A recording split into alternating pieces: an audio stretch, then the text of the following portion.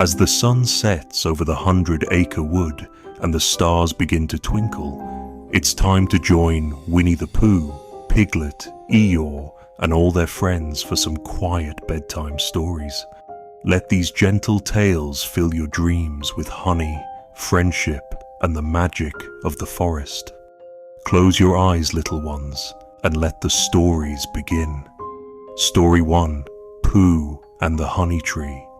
In the heart of the 100-acre wood, where ancient trees stood tall, their branches reaching for the sky, a leafy, verdant hall, lived a bear of little brain, but a heart so full of grace, Winnie the Pooh, a fluffy friend with honey on his face.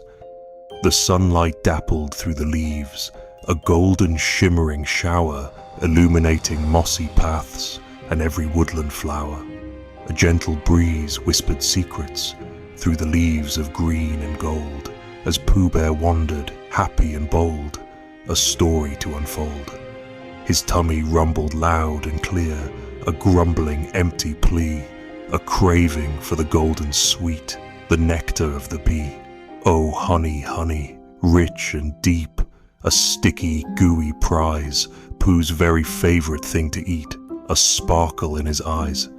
He sniffed the air, a thoughtful hum, a twitch of his little nose, and caught a whiff so sweet and strong wherever it arose.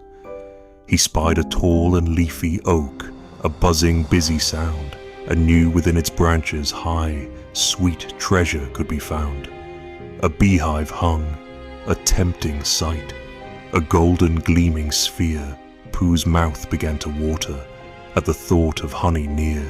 He knew the bees, those busy souls, protected their sweet hoard, but oh, the honey called to him a delicious golden chord. He thought and thought, his furry brow all wrinkled in a frown.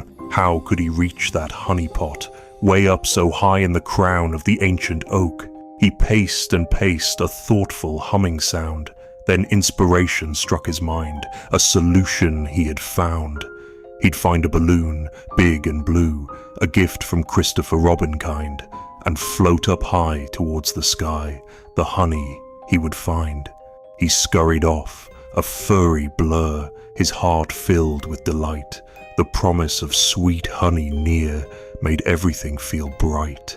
He found the balloon tucked away in a corner of his house and blew it up with mighty puffs, like a tiny, squeaking mouse. He held it tight, his paws so small against the balloon so grand, and with a leap and a gentle whoosh, he floated off the land. He rose and rose, a fluffy speck, against the sky so blue the branches swayed, the leaves did swirl, as Pooh kept floating through. The world below grew small and far, a patchwork quilt of green, as Pooh Bear neared his sweet reward, the honey bright and keen. He reached the hive so round and full, a sticky golden dream, and dipped his paw in honey sweet.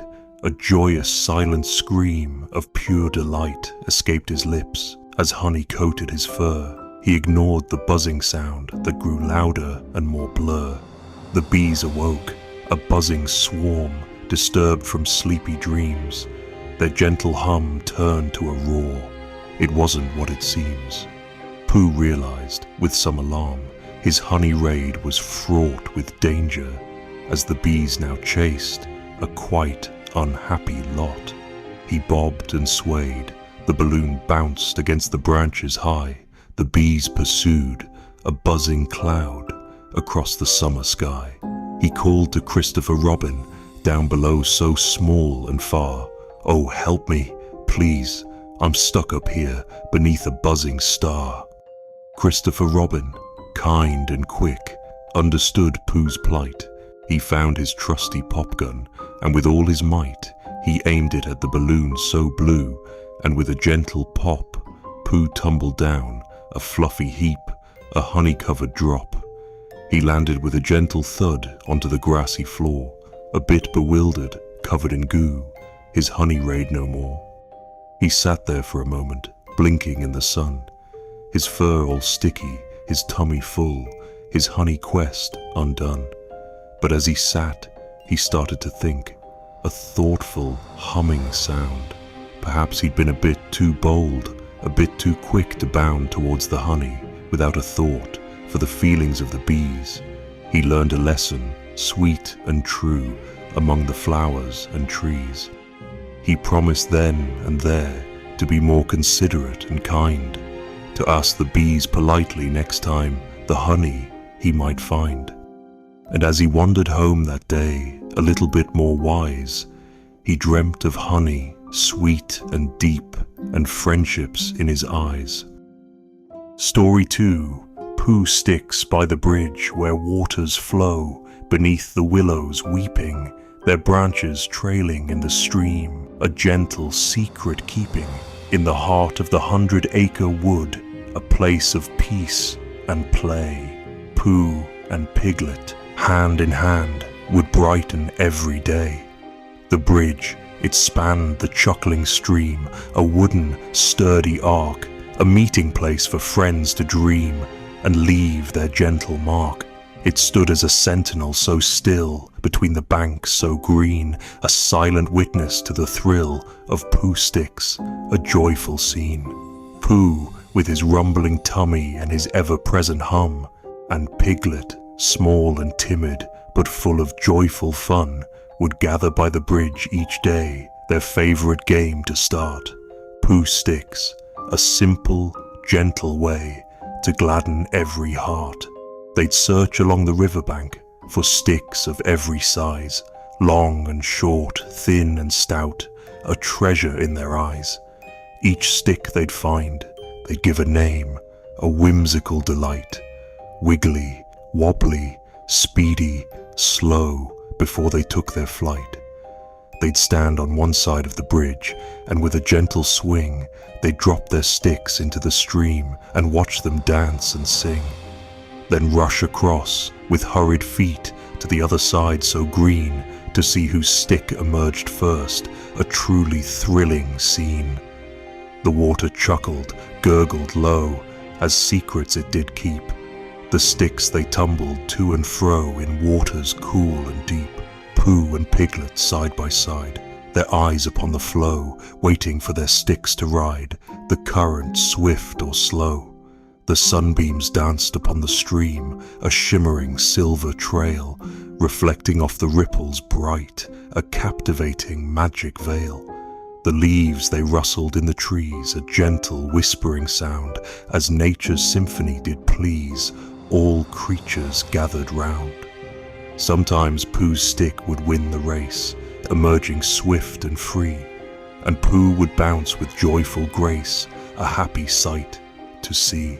And sometimes Piglet's stick would speed ahead, a tiny wooden dart, and Piglet's heart would fill with dread that Pooh's might fall apart. But whether winning or not, it mattered not at all, for friendship was the greatest gift, more precious than a fall. The stream flowed on, a silver thread beneath the sky so bright. Pooh and Piglet side by side, bathed in the golden light. They played and played as hours flew until the sun dipped low, casting long and gentle shadows in the evening's golden glow. The air grew cool, the birdsong hushed, the forest settled down. Pooh and Piglet, sleepy now, walked slowly back to town. Pooh sticks, a simple game of chance, a lesson softly learned. The time spent with friends so dear is a treasure to be earned. The joy of play, the gentle flow of water cool and deep, a calming thought, a peaceful glow to lull a child to sleep.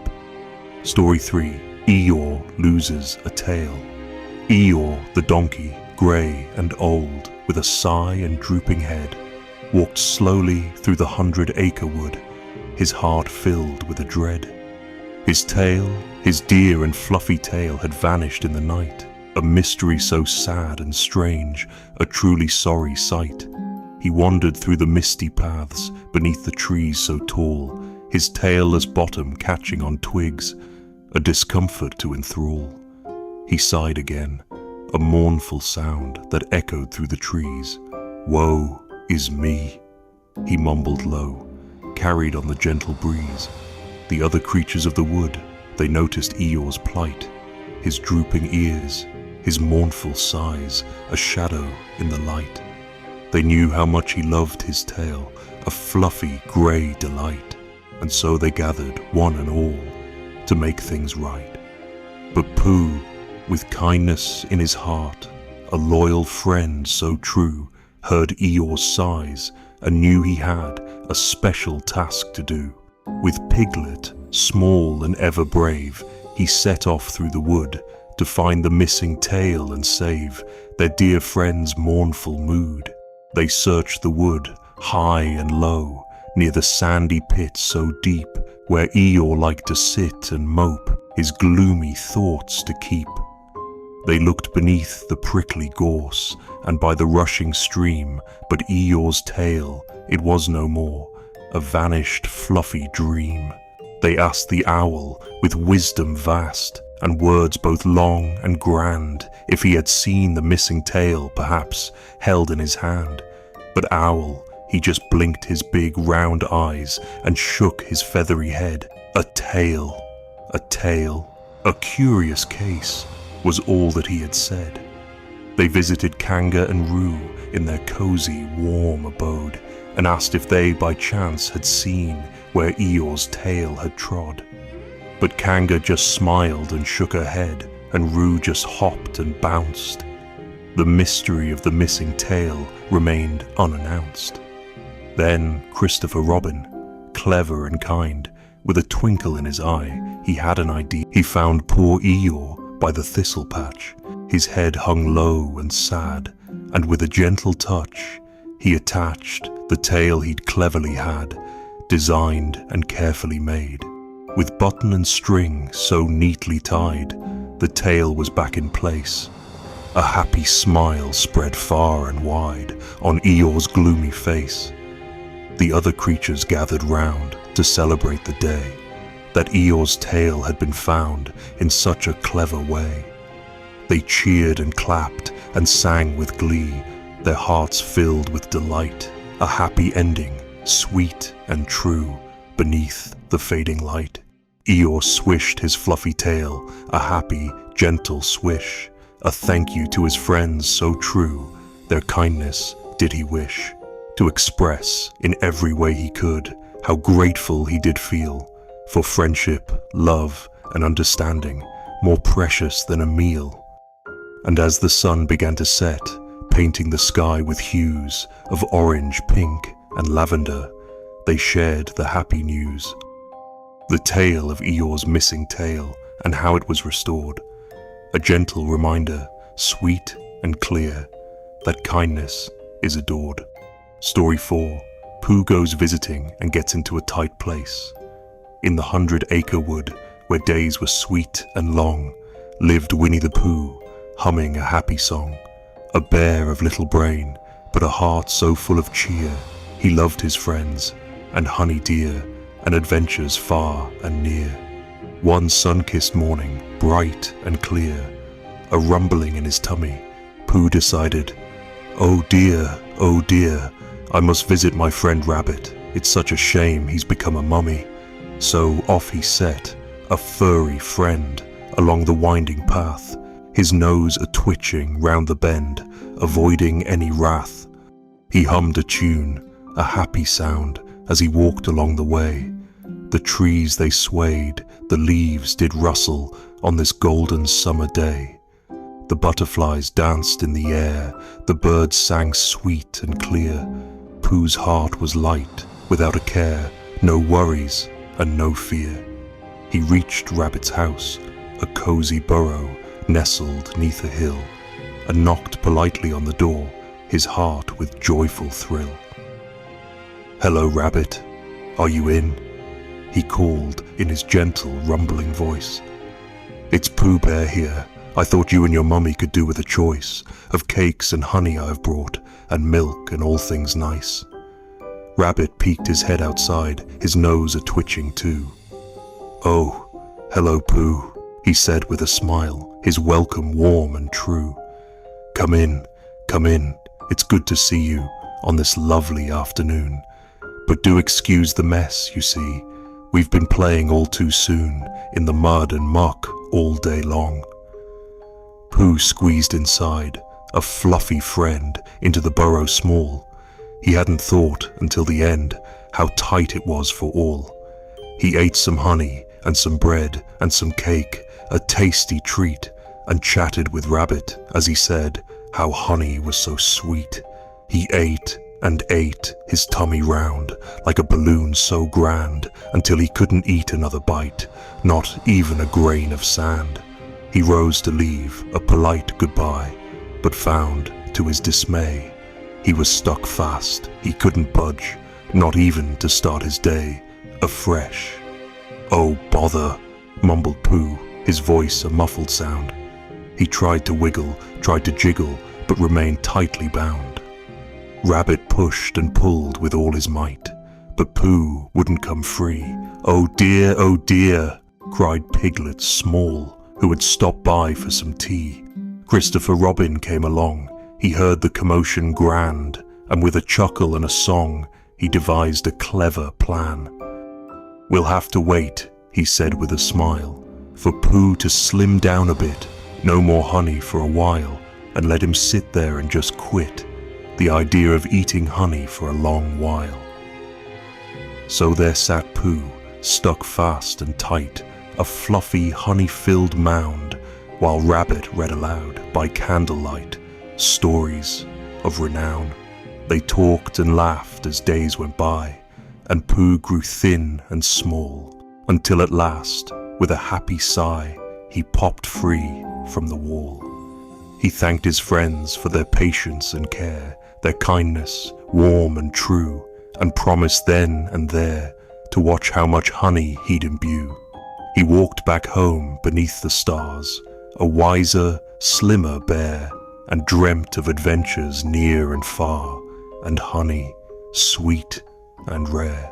Story 5, Winnie the Pooh and the Blustery Day in the 100-Acre Wood, where trees danced in the breeze, lived Winnie the Pooh among the rustling leaves. A bear of little brain, but a heart so full of love, he braved the blustery day with a song from up above. The wind howled loud, a whooshing, swirling sound. The leaves they danced and twirled around upon the grassy ground. The trees they swayed, their branches high against the sky so grey. A blustery day, a wild, free sky, a perfect time to play. Pooh wrapped his scarf around his neck, a bright and cheerful red, and ventured out with careful trek, despite the words he'd read in owls' old books of winds so strong that houses they would blow right off their roots, where they belong, a fear that wouldn't let go. He hummed a tune, a happy sound, as he walked against the gale. The wind pushed him round and round along the woodland trail. He met Piglet, small and round, blown about like a leaf. "Oh, Pooh," he cried, "I fear I'll be carried far beyond belief and into the unknown lands, to who knows where." Pooh grabbed Piglet's hand so tight. "Don't worry, little friend. We'll face this blustery day with might until the very end." They walked together, side by side, against the wind so strong, their friendship a comforting guide as they trudged along. They saw Eeyore by his gloomy spot, his ears blown to and fro. "Oh, bother," sighed the donkey grey, "this wind, it just won't go." Pooh and Piglet stopped to chat and offered words of cheer, but Eeyore just sighed and shook his head, his gloom it did appear. The wind howled louder, fiercer now, it whipped and whirled around. Pooh and Piglet held on tight as leaves flew off the ground. They saw Owl's house, perched precariously, high up in a tree, and watched in disbelief as the wind began to decree. The house began to shake and creak. It swayed and groaned aloud, then with a mighty crash and shriek, It tumbled to the ground in a dusty cloud. Pooh and Piglet rushed to see if Owl was safe and sound, and found him sitting 'neath a tree, amidst feathers all around. "It seems," said Owl, with a mournful sigh, "my house is quite undone. The wind it blew my home right by, but I thankfully had run just as it began to fall." Pooh offered Owl a place to stay in his own cozy house. "Until the wind blows far away," said Pooh, "and everything does rouse." The wind began to die down. Its bluster turned to breeze. The leaves settled softly on the ground amongst the trees. The sun peeked through the clouds so grey, a warm and golden light, and calm returned to the wood that day, a welcome, peaceful sight. Pooh, Piglet, and Owl, they gathered close as friends together are, and shared a pot of honey sweet beneath the evening star. The blustery day had come and gone, a lesson learned anew, that friendship warms the heart when skies are grey or blue. Story 6, Winnie the Pooh and Tigger, two in the 100 Acre Wood, where adventures could be found, lived. Winnie the Pooh, walking round and round, a bear of little brain, but a heart so full of glee, he met a Tigger, bouncy and free, a sight for all to see. Tigger bounced into the wood one day, a flurry of stripes and springs. "Hello," he cried in a joyful way, "I'm Tigger, the best at doing things such as bouncing up high and bouncing all around." Pooh watched in wonder as Tigger did bound, and listened with curiosity. "What do Tiggers like to eat?" asked Pooh with a thoughtful, humming sound. "Everything," cried Tigger. "That's true, from honey in the ground to nuts in every tree." Pooh offered Tigger some honey sweet, his very favorite treat, but Tigger wrinkled his striped nose. "This sticky stuff can't be beat, you must agree. Tiggers do not eat something so sweet, no, no, no." Pooh was surprised. He couldn't believe that Tigger didn't like honey. "But it's the best," said Pooh. "I conceive, especially when it is runny." Tigger just bounced and shook his head. "Tiggers like other things, like thistles," he said. They went to visit Eeyore, a donkey grey and glum. Tigger bounced right up to him. "Hello, Eeyore, I've come to try those yummy thistles." Eeyore looked up with a mournful sigh. "If you must, take your pickles and let him have them." Tigger took a bite. His face turned green. "These prickly things are terrible, the worst I have seen." Pooh tried to warn him, but Tigger wouldn't listen. He had to learn on his own. The thistles weren't delicious, but tough as they were shown to be. They went to Piglet's house, so small and neat. Tigger bounced right in. "Hey Piglet, let me eat. Acorns you surely have plenty." Piglet shook his head in dismay at the sight of a Tigger so bold and brash. They went to Owl's house, perched high in a tree. Tigger bounced and climbed. Let's see what Owl might have for him as Tigger bounced and clambered up. Owl offered him some chamomile tea. "It's very good for you," he did say. Tigger took a sip and made a face, so bitter like medicine. He bounced and spluttered with little grace. "This isn't for Tiggers, no way, not for me." Tigger bounced and bounced all through the wood. He tried every food that he thought he could, acorns, nuts and berries, all different flavors and styles, but nothing seemed to satisfy this bouncy, striped child. He sat down sadly beneath a tree. "I guess I'll never find the perfect thing for me. Perhaps Tiggers are made with that one thing lacking." Pooh sat beside him, his heart full of care. "Don't worry, Tigger, friend so dear. I'm sure something's out there, beyond compare, just for you, especially with all the bouncing you do." Christopher Robin came along. He saw Tigger's plight, and with a smile and a gentle song, he offered words of comfort and made the air so light. He opened his backpack. then to the very sight of something that was truly divine. It was a batch of delicious, warm and buttery, fluffy crumpets made with pure love by a special someone. He offered Tigger a crumpet. "Try this," he said with a smile. Tigger took a bite. His eyes grew wide. He bounced with pure delight. "This is it," he cried. "This is perfect, my favorite food of all. Crumpets are amazing, the best food ever with nothing else to compare." He bounced and bounced with joy and cheer, the happiest Tigger in the 100-acre wood, as he shouted, "I love crumpets."